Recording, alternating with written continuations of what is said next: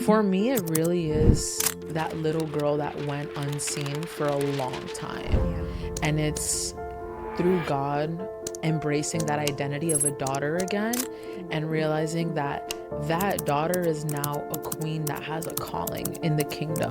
And there is a purpose much higher than my life that I have to answer because that's my assignment.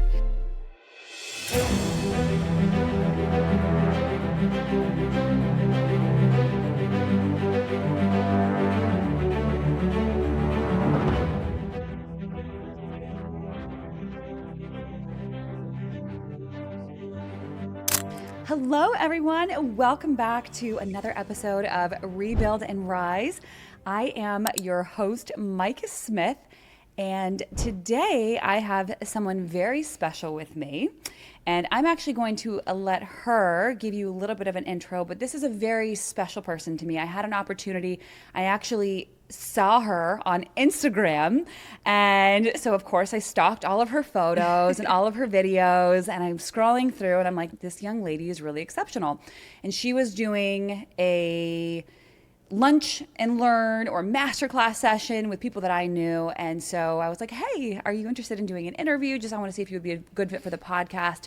And so after learning a little bit about her story, I'm like, there's no way I cannot bring this girl on my show. And so she kindly came up to the Hudson Valley from Long Island. And so today I would like to introduce my new friend, Katherine, to the show. Katherine, if you could let our listeners and our viewers know just a little bit about you. Yeah, of course. Of course, now it's like when I choke up. Of course. That's how it always happens. Yeah. Well, my name is Katherine Hernandez. I'm a financial strategist, and really what I focus on is bringing financial education back into homes, helping entrepreneurs understand just how money works in general, and really just empowering them to use it as a tool and knowing that financial education, when applied, is powerful. So I started in this industry because of the fact that my family lacked financial education, and I saw that it created a huge barrier. And seeing them, it fueled me and it gave me the heart that I have and kind of the heartbeat of what I do now to break those limitations, to break that ceiling that was placed around my life. And now I dedicate my life to doing that for myself and developing other leaders in this space to do the same thing. And I love what I do with a passion. It's my purpose, it's my calling, and I live within it just happily and joyfully. That's amazing. I have had the opportunity watching and seeing so many of your posts, and they're very inspirational, to say the least. And something that you just said just now, I just want to break down a lot of the little things that you just said. So I know you said you like to help entrepreneurs. Is there a reason why you focus on entrepreneurs? Yes. So a lot of entrepreneurs, from what I see, it's a lot of us figuring it out. And it's so much of figuring it out. And what we all know is that the shortcut to life is having a mentor or having guidance. So when it comes to entrepreneurship, I look at it as a vehicle to get you to whatever destination you're looking to be in, whatever success looks like to you. But with that vehicle are those four tires that we have to keep in motion. And a lot of us focus on the marketing, we focus on the expansion side, we focus on the actual service or product, but we neglect the finance side. And I always say, well, how far, how fast do you think you're going to go with a flat tire? And most people that neglect that personal finance see it translate into their business, their revenue. They have a hard time scaling. And that's where I look to fix that, because I notice there is a huge gap there. And it's something that most people, they're just like, I want to make the money. I want to make the money. But it's not just about how much you make. How much of it are you keeping? What are you doing to actually build wealth with that money? We run into a lot of money, but you can run out of it even quicker. Yes. So that's my focus with them. That's really amazing. And one of the things that I hope you don't mind that I'm going to bring this up. Yeah. But one of the biggest things that I want to highlight, and maybe we can throw it in at the end of the show, but one thing that stuck out to me about you was your age. Mm-hmm. When you told me your age, I about died. I was like, oh my gosh. I was like, I would be so much further along if I had been doing what she was doing at her age. Yes. So we don't have to divulge your age now, but Tell me when your journey started. At what age did you actually start? Yeah. So officially in business in the finance space at around 16, 15. I was in school and I was always like the isolated kid that stayed to myself, but because of my circumstances and also the neighborhood that I grew up in was very different from my entire family. So seeing that, I'm like, where is the money? How come my family doesn't have money? Yeah. Like, it really came a shock to me, I think, like sophomore year when everyone was doing like the SATs and ACTs. And I went to my guidance counselor and I told her, I was like, hey, like, how do I start doing this? Because I know I'm bright. I know that I will do well. I love school. I love learning so much. And then she told me the cost of just getting started in the prep programs. And I'm like, yeah, my family can't afford that. Wow. I can't even afford that. So it started ruling college out for me, and I had to find other outlets. So I started researching, like, where's the money? What is the highest paying industry? What can I do to get into it? And by the time I was 16, I was like, let me do day trading. I was working at a bagel shop. What? And at the same time, that's how I started in the finance Are you industry. kidding me? No. At So 16, you were day trading. I started, well, learning how to day Oh trade. my gosh, And I love this so much. I didn't even know what I was doing, but I was enrolled into like this academy that was Yeah. teaching me about the Which markets. academy, if you don't mind sharing? It was called IM Academy. Okay. They were more of like the MLM side, Sure. which I've noticed Yep. afterwards, but that's also why I cares? left. Who cares? It is what it is. It got you I started. learned so much from Yeah. there, though, just about the fundamentals of money and the fundamentals of mindset. That's what it taught me. That's why I'm so grateful for that experience. So from there, my teacher, who is now also my broker and my mentor in this business, he saw something in me that I did not know how to label. And that was that light of leadership that I had. And he would say, you have something special in you. And he recommended me to these leadership classes, which then opened up my eyes to these business classes that I was taking in high school. And we had a class called Virtual Enterprise. And from basically my junior year to my senior year, we were running a virtual enterprise. In our school, we would go to competitions and pitch and do all of these things. And I knew that that was the route that I was going to take. Wow. I graduated high school. I got my first license, my life insurance license, literally right fresh out of high school, started at New York Life. And then my journey has just evolved from there. I was a paralegal for a bit. I thought law was going to be the route. And it confirmed for me that law is just business and I'm better at business. Wow. Yeah. What? And I haven't even heard this part of your story yet. Yeah. This is really amazing. What is the why behind what you do? What is it that gets you up every morning, even when it's really hard? For me, it really is that little girl that went unseen for a long time. Yeah. And it's through God embracing that identity of a daughter again and realizing that that daughter is now a queen that has a calling in the kingdom. And there is a purpose much higher than my life that I have to answer because that's my assignment. So it comes from a place of obedience to God more than anything.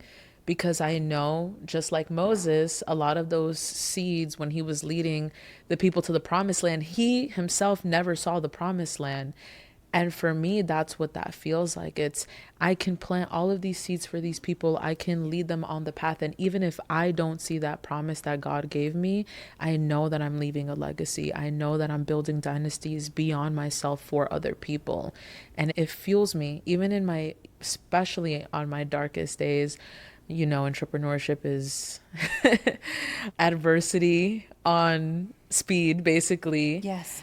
So being there and feeling that in those moments, even if I cry, even if I feel however I feel, I know that I have to obey and I know that I must keep going. It doesn't stop. That little girl is looking up at me and she's seeing the woman that I became and cheering me on. So that is my fuel every day. That's incredible. Yeah. Were you always into faith? Have you always been faith-based? Oh, no. No. Actually, I started quite the opposite because I went through so much as a child. I did not believe in God and Really? at all. At all. Really? Did not believe in God. And then there were times, I I won't get too much into it now, You but can. I went through We've got time. so I went through a very long depression filled season for the first 19 years of my life, I would say. So during my teenage years, there was a lot of times where I did attempt to just take my life and it wouldn't work. And I would question, why is this not working? I don't understand. Like, according to what I Googled at the time, I'm like, this should have worked. And I tried at least a dozen times. So definitely after the last time, I'm like, there has to be something keeping me here because this does not make sense. This does not. So that's when I realized, okay, there is a God. And I was so angry with that God that for the next couple of years, I would just curse at that God all the time. Like, my life is so horrible because of you. I'm going through all of this because of you. This is your fault. You don't understand. Like, I don't want to be here. This is a living hell for me. And then I went through a season where I made money my God, where I realized, you know what? The only thing that's going to bring me fulfillment, the only thing that is going to change me is money. And I idolized that for a very long time until God humbled me. And I went 7 months being so sick from stress. I actually developed shingles. Wow. From how low my immunity had dropped. It like triggered the vaccine from when I was a baby. Oh my gosh. Yeah. So I was out of work for 7 months and I had nothing to do but stay at home. My family was going through a very tough season financially. I was always like the superwoman. I know you reference that a lot. I was Sure. always like the superwoman in my family. So to not be in the position to help them was stressing me out even more. And then one day I was out of work for 7 months. I finally was feeling better. I'm like, let me go back to my office. Let me do everything that I have to do. My mom had finally gotten her first day back at work after going through that same season of no work. And I started getting these chest pains, like so strong that I call my mom. I'm like, hey, I need you to come and get me. Like, I'm having these chest pains. I don't know what's happening. And it got so strong, it like triggered me to start throwing up. So I was in a conference room and the door was maybe about, I would say like 20, 30 feet away. I made it to the door. I get in my car. There's a hospital like 7 minutes down the road. I was going to drive to the hospital and I had my best friend on the phone, my mom on the phone. They were both calling like the ambulance to get them on. And by the time the ambulance got to me, I hadn't even made it halfway to the hospital. My body was hanging half outside of the car and I had no idea what happened to me. They took me in the ambulance. They ran all of these tests. I still have the packet till this day. Everything came back normal. Nothing could explain anything that had happened to me. So my cousin picked me up from the hospital after that. I went home. I grabbed my yoga mat. I went outside. And that was the first time I ever bowed down and prayed to God and surrendered completely. That was about 2 years ago. And then I started just discovering faith. I thought maybe it was in Islam that I was going to go down that route because I had a lot of friends there. And then I had one friend that I recently met. Well, I had known her, but I recently reconnected with her. And she was like, you live your life very biblically. And I was like, yeah, I guess I do, but I've never picked up the Bible. She was like, yeah, you should. And my company, they always preach faith, family, and finance in that order. And I would always hear it, but never really take a look into it. Yeah. And one of my mentors, he said, you should just pick up the Bible to understand why it's changed thousands of lives for thousands of years. I couldn't really negate that. So I was like, let me read it from a personal development standpoint. And it changed my entire life, my entire business, my entire family. It changed everything for me. To now, my world revolves around God.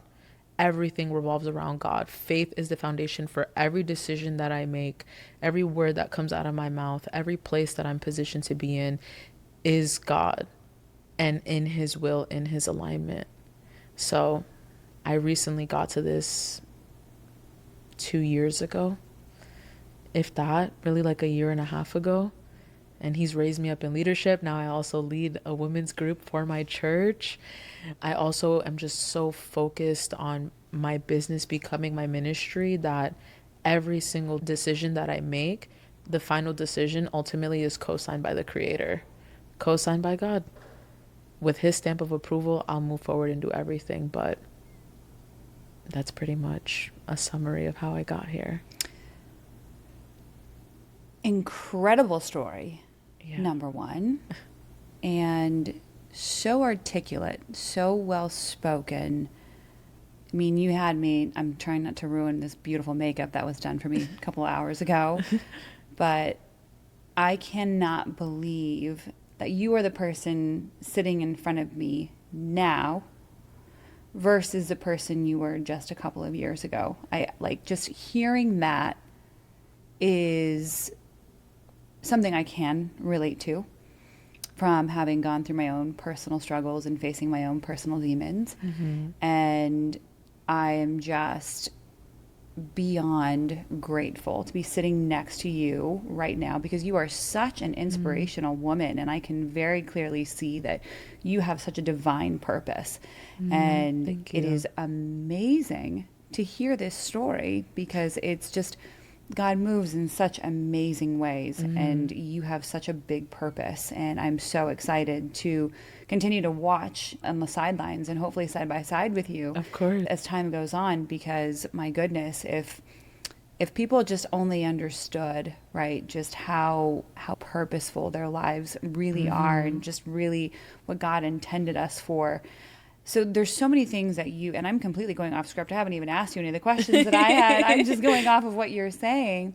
But so much of what you said, how has your just overall thought process changed now with God at the forefront of everything? How do you view money and how do you view finances now with God in your life versus prior? I know you said at one point in time you idolized money, you worshiped money. Talk about the difference in mindset then versus the mindset now. Very simply put, God is the source. Everything else is a resource of that. As long as I remember to come back to Him, check in with Him, realize that He is the provider and He is the one that gives the stamp of approval and has the final say in everything. Everything else around that doesn't matter. Doesn't matter. I've had conversations with Him where I've directly said, if you were to take away all of this right now, I would still thank you for everything that you've done. Still, for the way that you've moved in me, the way that you've made me living evidence of what you can do through a person. That's the biggest mindset shift in knowing if I got God, I got everything. And nothing else matters. Everything else I am just grateful for that you entrusted in me. As you said as well in one of your podcasts, that you pray that He entrusts you with your platforms that you have, with the people that you come across. And that's the way that I see everything. I am just a rented vessel right here, right now in this moment for Him. But ultimately, nothing else matters outside of that. Yeah. If I don't have that, if I'm not rooted in that, then what good does it do? The money doesn't bring fulfillment. It's so funny. Now I tell my family, I'm like, money doesn't even exist.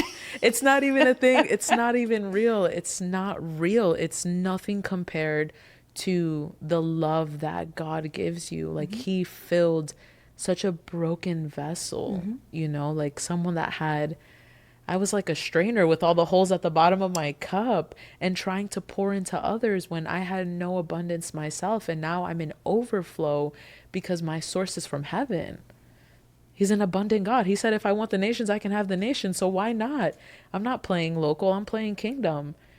So I think bigger now. I encourage others to think bigger. Like we're not in this capped mentality. And a lot of us just see the ceiling that we were conditioned to from the environments that we were around or maybe our circumstances. And I look at that ceiling as my floor. I'm like, that's just the foundation. You just got to break through that and learn how to step on that and rise and keep climbing from that. What ceiling do you think you were conditioned to that you broke free from? Oh my gosh. I feel like I've climbed a penthouse at this point. I built like the skyscrapers in New York City. I think the first one more than anything was within my family, breaking that limiting belief that we were just stuck to poverty or that we were stuck in these cycles, breaking the mentality of that then the most important one is the relationship with God. Because a lot of them had religion. I love my family. I know you'll be watching this. They had religion, but they didn't have a relationship where they would see God as just everything. Like I look at him literally like my father. Like he's the best dad in the world. I'm the most blessed little girl ever, and he favors me so much. So for me, breaking that ultimately revealed the other chains that were attached to my lineage, essentially. And then the last one that I would say is becoming that generational curse breaker, recognizing that everything that happened for me set me up to become this woman, molded me, shaped me, chiseled away at me, pruned me to become this woman. And I wouldn't wish it on anyone. However, I am very, very grateful for it because I understood that it built the resilience. It allowed me to have thick skin like the rhino, Yeah. right? It allowed me to move forward and know that I've already gotten through 100% of my worst days. So everything else that I'm doing now is just to set my future family free and to give my family an example of what it looks like to bet on yourself and to trust in God through the whole process. Wow. And that's it. I love that. Beautifully said. Very articulate. Who taught you how to speak so well? A lot of books growing up, Yeah. podcasts. When I listen to podcasts, it's similar to what like Napoleon Hill says, is look at these people like your counsel. Like even when I listen to Ed Milet or I listen to all of these hosts, I imagine myself having a conversation with them. Sometimes I pause it and I'm like, okay, let me respond to this. Like, how would I say this? And just that influence is what shapes my verbiage. It shapes my vocabulary, my people, my associations. They all hold me to a high standard as well. Sure. So I can't, sound not uneducated. It's just, this is what I'm used to. This is what I'm conditioned to now. And the way that they speak, they're all very wise. So it'd be kind of disrespectful to not live up to the standard that they gave me. But you realize this is a gift, right? This is Oh, something 100%. that a lot of people, I'm sure, would love. It's something that can be learned over time, but it's definitely something that I feel like it's somewhat natural, and I can tell you've put some effort into it without question. Yeah. It's pretty amazing, actually. And first and foremost, letting the Holy Spirit speak. That's everything. That's like, these are his words, That's everything. Yeah. That's the most important part. I mean, the training, yes, that comes with it. You have to personally develop. That's, I think, if you feel like you need to stop learning, that's when you lose the game. You should forever be a student. And it really is just letting the Holy Spirit speak. Just be an instrument. Fine tune your sound. Amen. Yes. Amen. I'm so going with to all Sunday of this. today. People had no idea what they were going to get with you today. I had no idea. I'm like hanging on to your every last word right now. I'm like, I need to write that down. I need to write that down. Oh, good thing you have this recorded. Actually, good. Touche. So I wanted to ask you, has your definition of success evolved now that we've heard your story about faith and your career is just barely beginning? Oh, yeah. How has your definition of success changed? Well, from the beginning, it was really about income more than anything. I wanted the lifestyle. I really focused on that. I focused on having everything that my family didn't have. And now what it's shifted to is dynasty. It's legacy. It's generations, my children's children. It's really them. I think I am more fueled by my future unborn children that are not here yet than I am over my current family. Sure. Because I know what I'm setting up for them is, I can't even put it into words. Like, I look at myself as the pioneer in that way.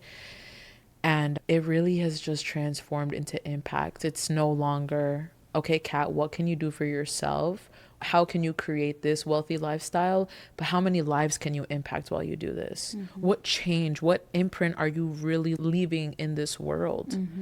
That's my biggest focus. It's even if it's one life, one person, that's still more than me. And I'm grateful for that in itself. And it's just now creating systems, developing leaders, developing and multiplying my facets to impact even more people. I have a big mission. 100 million, 100 I million. was going to ask you about that. Yes. That's actually one of the questions that I had written down. Tell me about the 100 million lives that you plan to impact. So for me, that number, it may seem monumental to most, but again, I'm not playing local. Where did you get that number from? When you came up with that number, tell me how that number came about. Yeah. So it actually came about through my company. So our founder, she said this number, and at first it shocked me. She's like, we're on this mission. We're focusing on this mission. And I'm like, 100 million lives. That sounds, are there even 100 million people in the US? Like, how are we going to do this?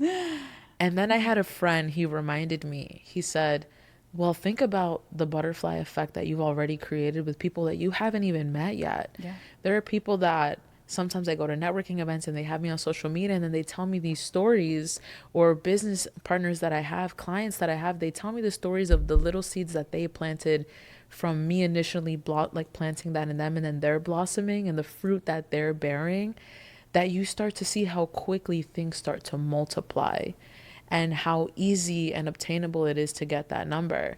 And the way that I see it is, if Apple can do it, if Tesla can do it, if all these other companies can do it, why not me? Yeah. Why not me? Yeah. Why not for a higher purpose? What I do is helping people. It's serving such a great need where there is a huge gap in the marketplace.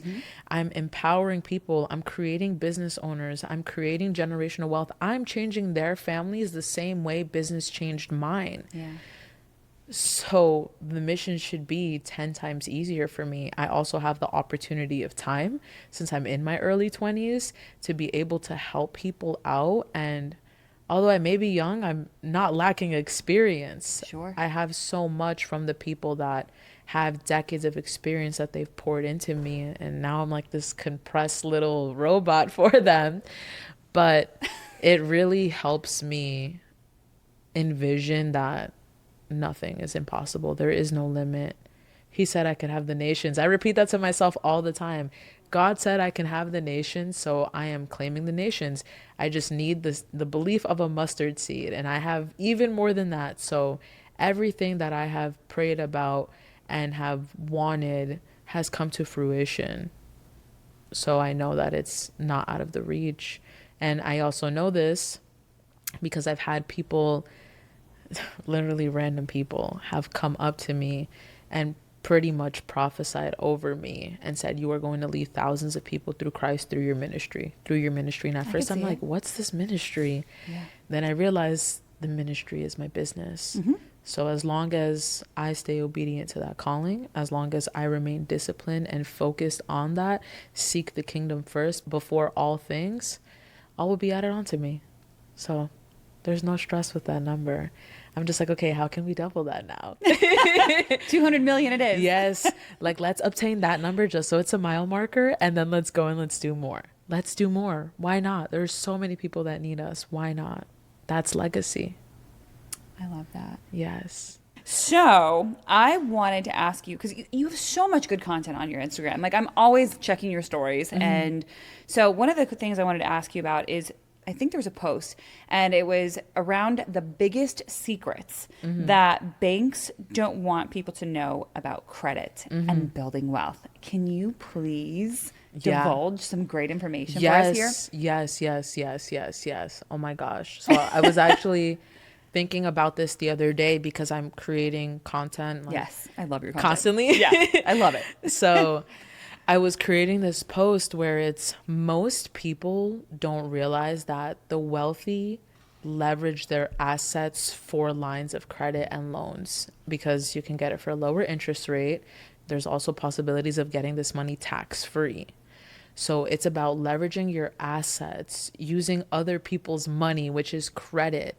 And one of the podcasts that you hosted, someone had mentioned that credit is a reflection of your relationship with money. I think, and then you said it, and people who have similar credit scores, they tend to either mesh or collide, right? But it's so true. And when you're first building up your business, a lot of people, they tend to want to invest their own money, right? Where if you show other people, hey, I'm credible with your money, not only are you developing connections, but you're also able to scale out larger because you're not putting in any actual skin in the game, which is what most of these wealthy people do. They have grants. They're able to buy things like real estate, like through land banks and things like that. They're using their own assets as ways to put down for a house, to buy real estate. Like, a part of what I do is also life insurance. I work with a private lender. Actually, I love her. She's one of my good friends, Vanessa. So she was talking about in one of the seminars that we held together, how she used one of her policies, the cash value that accrued in there, as a way to use it for private lending to then multiply the interest that was on that money to then get a real estate property. And things like this are so accessible to everyone. It's just most of us haven't heard of it because we haven't sat down with the professional, or we entrust TikTok University, which Do not get me started. yes, which it's like going to Google instead of going to the doctor. Yes. You know, that's Yes. the best way I could put it. I But love that. That's a great breakdown. yeah, Perfect. because that's the way that you could apply it to any industry, right? Uh-huh. And most people, they see them, they're like, oh, but I saw this there. And it's like, yes, okay, that's the concept, but here is the nitty gritty of it. So most people don't realize that. And the second thing, when I sit down and I'm helping people, teaching them strategies on how to get out of debt, if they have multiple credit cards, what I realize, and it's a huge misconception, is that people, they tend to pay off the card with the biggest balance or the one that they recently used. But the most effective method to get out of debt is through either, it goes by different names, debt stacking, debt snowballing, debt avalanching, where you're paying off the highest interest rate first, since that's the one that's accruing the fastest. The higher the interest rate, the less time it takes for your money to double. You can apply that to both growing your assets and getting yourself out of debt. So understanding that, paying off the credit card that has the highest interest rate first, minimums on the rest, or some people, they do like a transfer where they pay it off with something that has a less interest. That way you're buying back more time, but that's how you get yourself out of that cycle. Because most people, they leave their cards there, the interest is accruing, it's accruing, it's accruing, and they're stuck in this repetitive debt where they feel like they're never getting out of it. And my favorite thing is when clients call me and they apply this strategy and they're like, I finished paying off this card, I finished paying off that card. And I'm like, yes, now that's how you are able to say, okay, I can become financially independent. I can now become debt free. You can now build your assets, use your assets as leverage. Because the number one thing that we have to understand is that if you're not using your money, someone else is using your money as leverage. So it's either you move that money and you use it, or the banks will use it.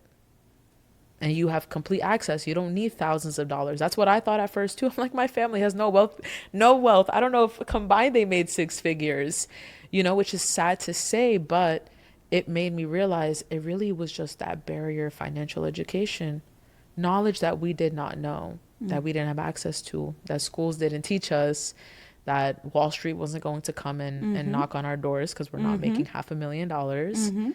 So now that's what I love to teach people. I sit down with clients and I individually go through their things and show them, like, here is that little light. You just need a little structure, a little clarity as to where you're going, and it can completely change the trajectory of your financial path. Small tweaks. I love that. What does it look like? You just gave us a tiny little glimpse as far as what it looks like on a very small scale to work with you. So when someone starts working with you, what kind of things are you looking at to try to help them move forward? What exactly? Like, just give us a breakdown of what it looks like. So what I focus on is looking at where they're currently at. So I look at their needs, which includes looking at their expenses, their debt, their income, looking at what their goals are. And the focus is, let's look at where you're currently at, where do you want to be, and how can we bridge that gap in between. And what I focus on is, let's do the steps in between. Do you have enough in your savings? How can we get you out of debt? What are you building long term? What do you have that's tax free? So I sit down with every client, from entrepreneurs to the single moms that just need some kind of help. And the best part is, what we do is complimentary. So even though I hold these licenses, it costs them nothing to work with us, because these companies actually pay us out of their marketing budget to help our clients out. Wow. Yeah. Wow. So that's what allows me to really serve this mission of no family left behind. Wow. 100%. And people just simply don't know that there are companies out there that exist like that, which is why what we do is completely word of mouth. Everything is referral based. I don't ever go door knocking or cold calling or any of that. It is all just word of mouth, introductions to other people who want to learn how to pay less in taxes, get out of debt, multiply their wealth, and protect what they already do have. That's amazing. I honestly really did not know the magnitude of what your services entailed. I really didn't know it went this far. And I didn't know that you were helping single moms who were struggling. That to me is everything, because it's really exciting to be able to help the person, like you said, who's making $500,000 a year, and help them maximize their funds. But at the same time, like, I have always in my business, I'm driven to want to make my services accessible to anybody.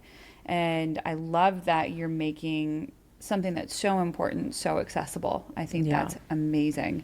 And I wish more people, and hopefully 1.5 million people will see this podcast, and then they'll send it to another 100 million. We'll make sure that happens. Oh my gosh, this is so cool. So I would like for you to break down one myth about credit and money that you wish everyone could unlearn today. I know it's hard to choose one. I'm like, one, Micah? Listen, if you want to bring 2 or 3, you can bring 2 or 3. The one that I mentioned beforehand, I think, is the biggest one, because it's the most obtainable one for people to do. And it's the one that untangles the biggest knot in everyone's finances, because debt is the #1 killer of wealth. That's what I see with professionals all the time. It's what I see with individuals. And what I notice is that it's not a spending problem or an income problem. It's a financial discipline problem. If you can't manage $100, you will not be able to manage 100,000 or 1 million. So it's something that we have to address now. How you do anything is how you do everything. So with the #1 thing that I would say when it comes to credit is that debt stacking strategy. For sure. Like, I wish, and that's the reason why I want to emphasize on that so much, is because I wish that more people realized how simple it is. You just need to look at your balances on those credit cards, the interest rates, and you can even type it into ChatGPT, or you can sit down with the financial professional and we'll look at what your interest rates are, what your credits are, what you need to be paying, how you can structure out a monthly budget to go towards all of your financial goals. And it's just about staying disciplined on that, You stay disciplined on your Netflix subscription, you don't break up with her, don't break up with your financial goals, So it's something that I really, really, really wish more people knew, because I'm sure 20, 30 years ago, had they had known that, they'd be completely debt free now, especially with these student loans, with these revolving loans that are occurring. Like, just knock them out. And then something else that I notice, especially for any younger viewers, or if you're a parent that has a child now with student loans, if those student loans are at 0%, that, I'm going to say this clearly, that does not mean you do not pay it now.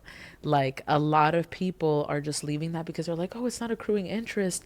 That's when you should be taking advantage. That's when you should be paying it out more. Why does it does not make sense to leave it there. Let it cost you more money, so then you can start paying it then. And what I fear is that if more people keep doing that, when the interest rates do slam on there, you're locked in for debt for life. Because we see it all the time. You're in the credit space. So knock it out Yep. as much as you can. Put as much money as you can towards that debt until you're completely debt free. And then worry about building yourself out. You can't scale out with a shackle still on your ankle, you know? And that's what debt is to most people. So, and it's credit is a huge, huge part in getting a home, in any of your major assets that you need. It's something that they're always going to take a look at. It's your report card for life. So it's something that you should be prioritizing and taking care of. And unfortunately, people just neglect it. So It's really scary. I do so many breakdowns as far as, so we believe that building your credit and having good credit is the cornerstone to actually building wealth. Because we believe that, and I believe that wealth is, it's very hard to emulate because wealthy people aren't, again, they're not easy to emulate. It's the rich people, right, that are easy to emulate. You're seeing what they're driving or the house they live in or the fancy clothes. And the wealthy people, wealth is the money that you don't spend. It's the money that you don't see. It's the money that's invested quietly. And I think one of the biggest frustrations we have with people is they just don't realize how much they're overspending and what they could be doing with that money if not just giving it to the banks unnecessarily. And so I do a cost analysis breakdown, but on average, most people, did you know the average person is spending $1,400 a month in interest? A month. yeah. $1,400 a month. And we're like, okay, if we can cut down just by a third, let's just say, you know, we save you $400 a month. If we were to do that and you put that into the S&P 500 and you let that grow for 30 years, you have almost $1 million after 30 years, instead of just taking that $400 a month. And that's roughly close to, like, it's close to $750,000. But if you invest it, it turns into almost $1 million. And this is why we tell people, I'm like, we're so myopic as a society. And I actually want you to touch on that because we do live in such a microwave society. I want it now. I want it here. Financial discipline at your age, at 23 years old, you have this understanding. How and where did that come from? And can you talk about the importance of what it looks like to build wealth and how you can, I know I'm asking you a lot of questions in one, but how can you possibly build that resilience factor to saying no when you need to say no, when the world is saying, say yes, say yes. How can you build up that resilience factor to say, no, this is not make sense for my long-term goals? Like, how do you build that up, especially at your age? Like, how did you do that? Yeah. Well, first, to piggyback off of what you were saying, it's having a clarity. It's having true clarity and a vision. Even the scripture says, where the people have no vision, they perish. So if you're running a race and not knowing where the finish line is, what are you really running towards? How can you be running towards a direction you can't see? Right. So one of the things that I understand when it comes to interest, right? Very simply put, interest is either working for you or against you. And those that understand it earn it, and those that don't pay it. Which is why when you're taking that same interest rate and you're paying it, it's costing you versus compounding it, you're earning it. And now you have $1 million instead of have spent over $1 million. Wait, can you say it again? Those that understand it. Those that understand it earn it, and those that don't pay it. I love that. Yeah. I love that. Whoa. It's very simply put, the way that it works. And just understanding the very basic concepts of finance and applying them. It's just, okay, how can I make my money earn? How can I protect the most of it as possible? How can I get the majority of it tax-free as possible? That's it. Those are the focuses. And for me, knowing that, and knowing that every person that I have spoken to, every wealthy person, the Rolodex of humans that I've studied and that I kind of keep in my back pocket, it's what they've all preached. So I follow that. And the discipline of saying no comes from this one question that I ask myself: what's the alternative if I do? So, okay, if I spend this money now, I had a great time at the concert, but what's the alternative if I don't do that? Right? Or I can go on this vacation now, or I can put these $1,000 away into savings, but what's the alternative if I do this versus if I do that? Well, one is going to grow me closer to my vision and my goals, but because again, I have clarity as to what I want to do with myself, Yeah. with my life. A lot of people don't sit down with themselves to understand, what do I even want out of my life? Mm-hmm. I do. I have full clarity on that, down to the very number, 100 million. I know what I want. So if it does not align with that, and if I can say, okay, Kat, is this going to get you closer to God? Is it going to get you closer to that purpose? Will it make you better? No. So no. I'm not doing anything that's not aligning with that. I still have my fun. I'm not regimented, but I include that into my budget. So Mm-hmm. if it's not within there, then I have the financial discipline to say no, Mm-hmm. because I have the self-respect for my tomorrow self, for the legacy that I'm building, because I know that it's more than just what I do today. It's the habits that I did yesterday that made me who I am today. It's the habits that I'm doing today that's going to build me into the woman that I'll become tomorrow. And you just take it day by day that way. And that's what keeps me disciplined in that area. Those are like the principles that I stay focused on: tax free, make the money grow, protect as much of it as possible. And that's it. If it's not doing that for me, meh. You are a smart woman. You speak so much about your mentors. Is Yes. there one in particular that you think has made a bigger impact than any other? Jesus Christ. I love that. Definitely. Yeah. He is like the best teacher ever. I have like the life manual in my hands. It's called the Bible. If any of you guys are ever looking for guidance, that is who I give all like the glory to. It's just God, Jesus. But here on earth, the people that I feel like he has set me, Anthony, for sure. Anthony was actually my teacher in high school, the one that I mentioned a little bit earlier. Yeah. He is the one that allowed me to borrow his belief Mm. before I even had any of that for myself. He has helped me out through so much family wise, never gave up on me. He always challenged me to rise to the person that he knew I could become before I even knew that there was a cocoon around me. He pushed me to break through that. He put me in the rooms that I, I honestly sometimes I'm still like, wow, how am I here? Like, how is this even real that I'm here? Like, I went from listening to these people on podcasts and just watching them on YouTube to literally being face to face with them, getting coached by them, getting the opportunity to just learn directly, intimately from them. Like, how is that even real? Him and his wife have completely transformed my entire life. Wow. They're the ones that introduced me to this business. They're the ones that gave me a great example of what it looks like to be kingdom minded, to lead with integrity, to lead with your heart, no matter what, even if it costs you in this moment. God will give you more. He'll bless you with more. They're the ones that taught me resilience, like keep going, never break. Doesn't matter what your circumstances are, you're meant for more. So he's, I would say, probably the most influential person in my life outside of God. Wow. Like, I really, really, and if he watches this, he's going to be like, wow, Kat, you said all that about me. But yeah, he really has shaped a big part of my life. I like to say he's like my father figure slash older brother here, but he's just an amazing person. Just wonderful. That's really cool. Yeah. Wow. Yeah.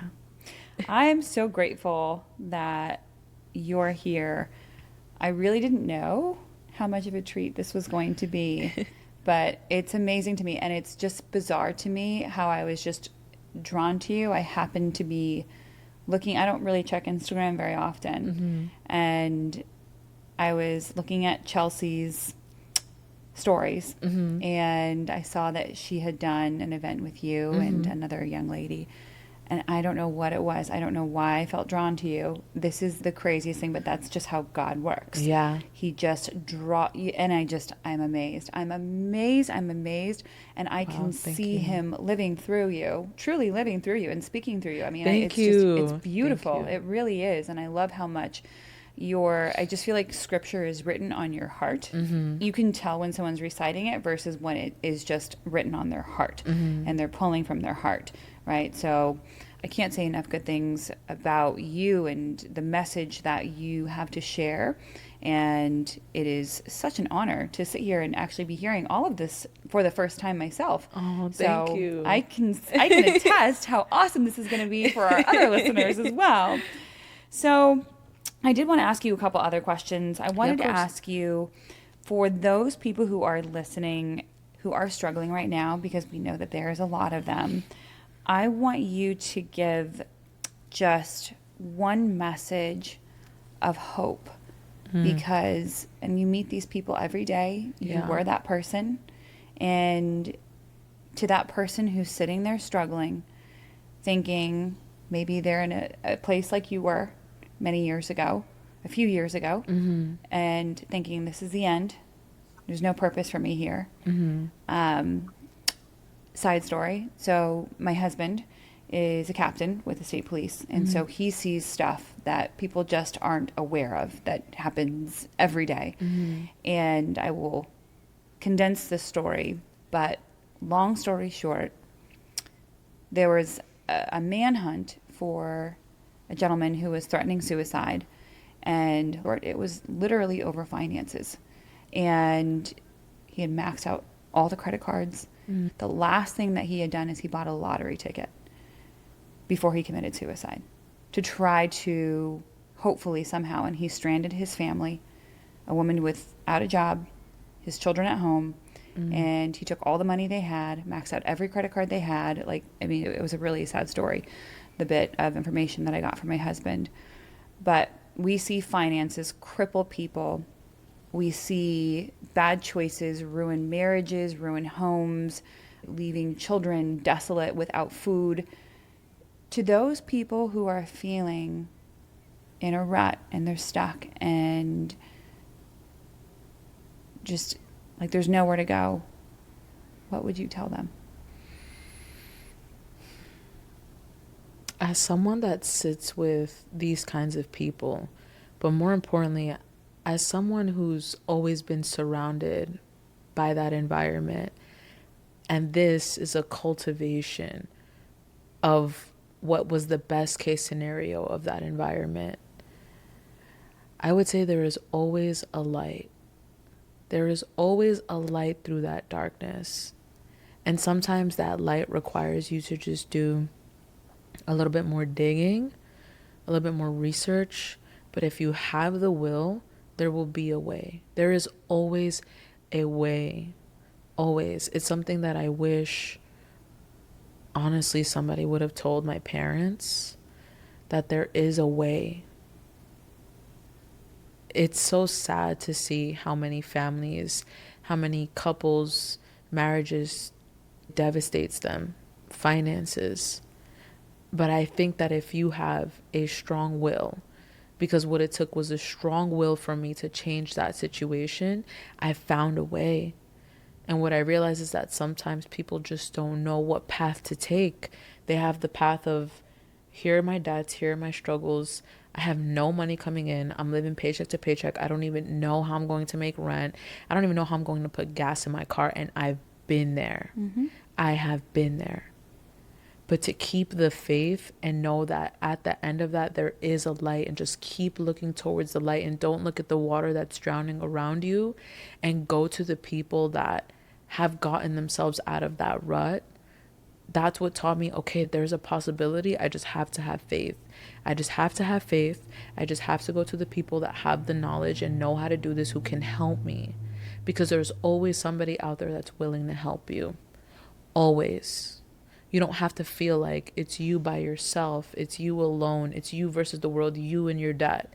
You don't have to. That's something that I learned through God, that it's not all on me. Thank God. Thank God he takes my burdens, Yes, because agreed. feel free now. Yes, 100%. But I also have realized that had someone reached out to my family beforehand, maybe my childhood would have looked a little different.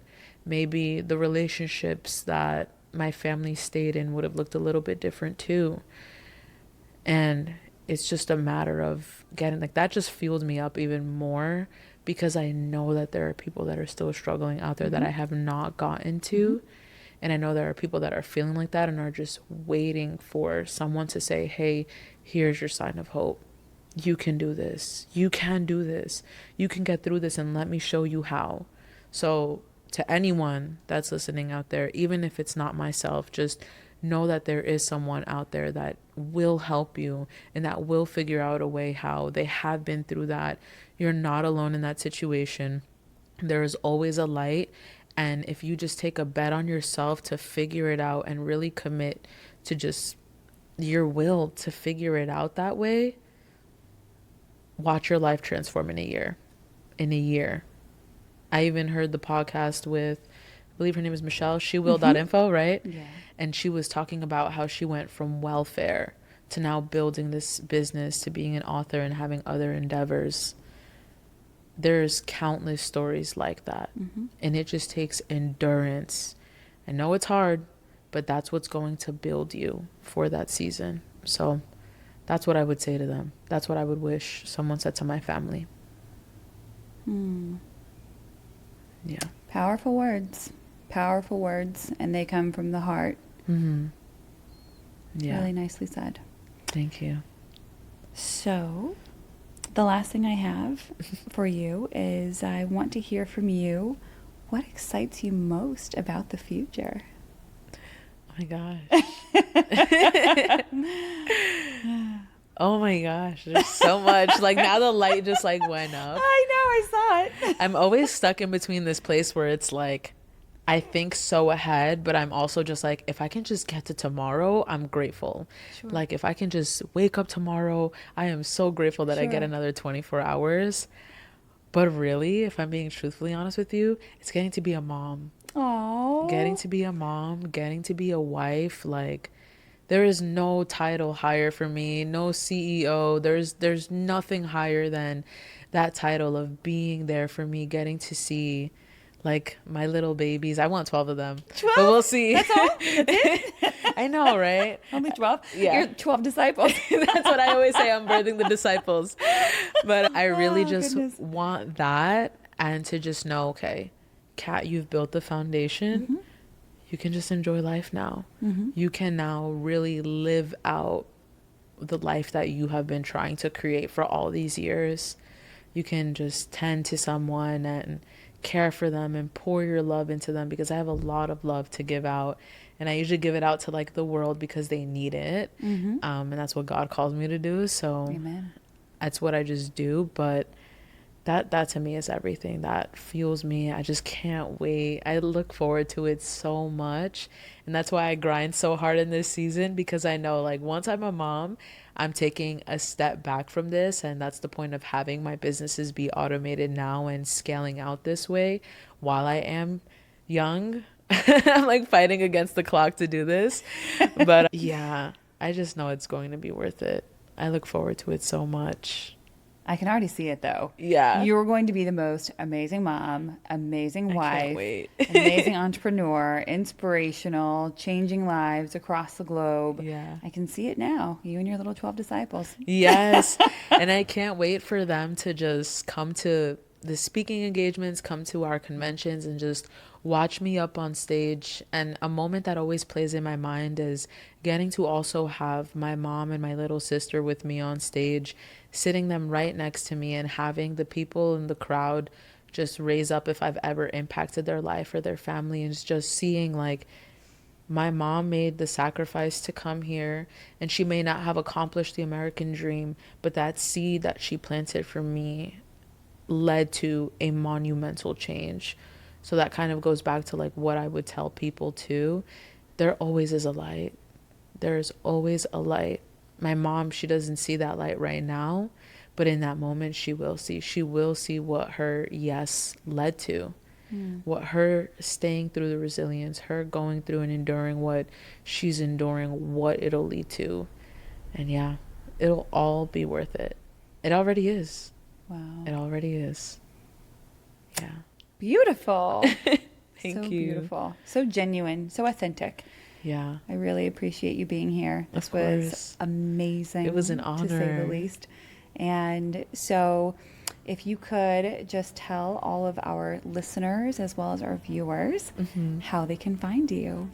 Yes. So you can find me on Instagram. It's Kat Hernandez. So Kat Hernandez with the Z at the end _ Miss CEO. I guess, well, and there's also my website, so they can reach out Absolutely. to me there.